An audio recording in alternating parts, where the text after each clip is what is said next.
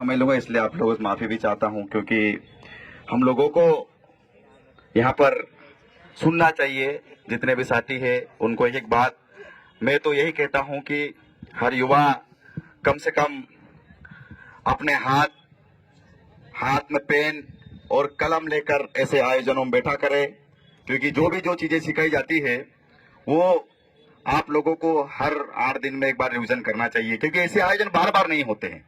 साथियों, हमारे साथियों ने बताई है, ये जंगल, ये जमीन, ये किसकी है? ये हमारी है।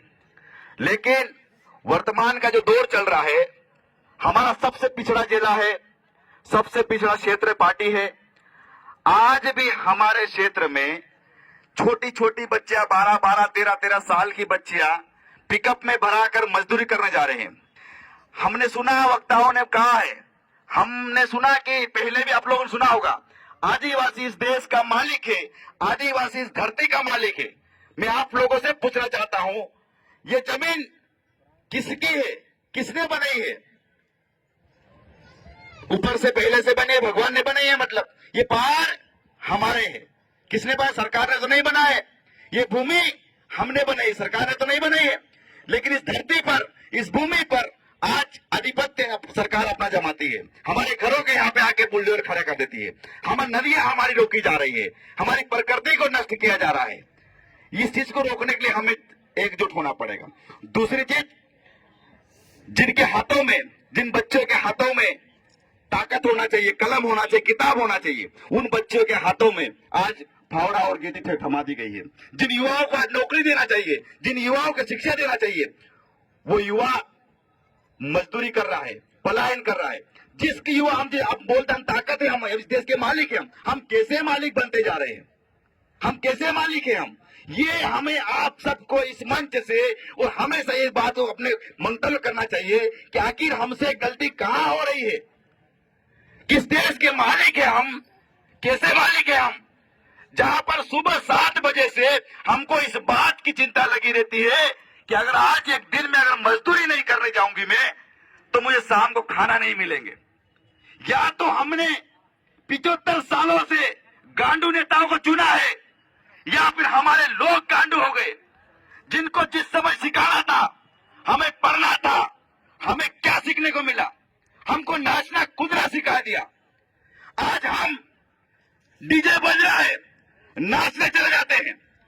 कितने लोग आंदोलन में जाते हैं, कितने लोग अपने हक अधिकारों की बात करते हैं। 13-14 साल की छोटी छोटी बच्चियां, आंखों में एक आंसू आ जाते हैं, सिरन आ जाती है। जिन लोगों को पढ़ना चाहिए था, हम देश के मालिक है, मालिक है, मालिक है, कैसे मालिक है हम? हमारे घरों में बुलडोजर आ जाता है।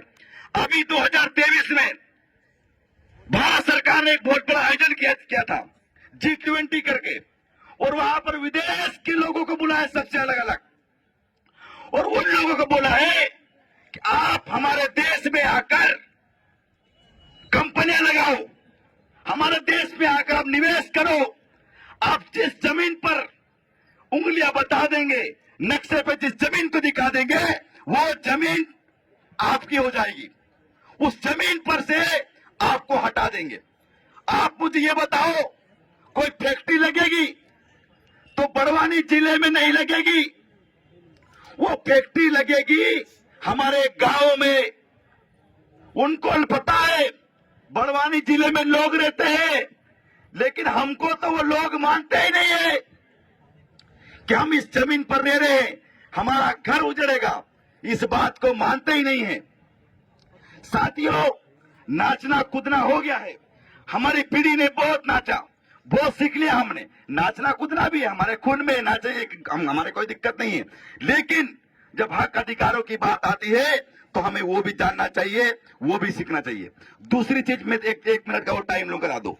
हमारे क्षेत्र में, हमारे जिले में एक समय, आज से 15 साल बाद, ये वाल सिंह दादा और हर सिंह दादा इनके साथ जब हम काम करते थे, तो हमें यही बात नहीं पता थी कि कौन भिलाला है, कौन बारेला है, कौन भिले। यहां मैं गारंटी दे दो, अधिकतर लोग ये नहीं मालूम है कि सुमेर भाई की क्या जाति उपजाति है। एक नई चीज कुछ समय पहले से शुरू हुई है, गांडूगिरी, भिलालाबाद। जब आपको पुलिस वाला मारेगा गोली मारेगा तो ये नहीं पूछेगा कि भील है, भिलाला है, बारेला है, वो ये बोलकर मारेगा आप आदिवासी हो। इस बात को आपको सोचना चाहिए, इस गांडूगिरी को खत्म करना चाहिए हम लोगों को। हम लोगों को बात करना चाहिए कि हमारा खून है कि हमें लोगों ने बांटा है, लेकिन हम बटेंगे नहीं। सिर्फ बात करना चाहिए हमारा आदिवासी। अगर मैं हमेशा हर मंच से कहता हूं, अगर कभी पार्टी के अगर भाई को तकलीफ होगी, वही तकलीफ बढ़वाने वाले ने महसूस करना चाहिए। सीहोर वालों ने कहीं पर भी हो आदिवासी, उसको उतनी तकलीफ होना चाहिए। तो हमारे इन पुरखाओं का बलिदान सफल हो गया मानेंगे। अगर हम आज बट गए तो हम मारे जाएंगे। कल देवास में बुलडोजर चला, आने वाले समय में हमारे यहाँ चलने वाला है। अभी एक रिपोर्ट पड़ी थी, वो बात मैंने शायद निवाली में बताई थी, उसके बाद वो दैनिक भास्कर रिपोर्ट डाली। हमारे क्षेत्र से बच्चियां गायब हो रही है, जो बच्चा कभी नहीं मिल रही है। तो साथियों, समस्या बहुत ज्यादा है। एक आखिरी चीज आपको संदेश मेरा है हमारे बच्चों के लिए। आप सब यहाँ बड़े बुजुर्ग बैठे हुए, माता बहनें बैठी हुई है।